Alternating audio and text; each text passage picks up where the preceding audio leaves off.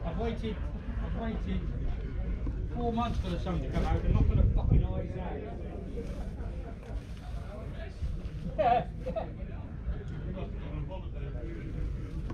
Well, I didn't expect it in the winter, but I fucking did now.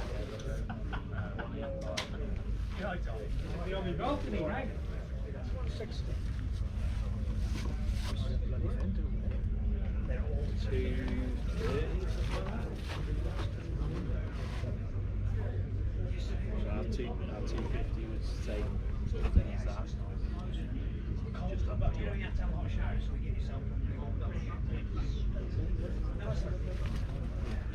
It's a bit of a leap.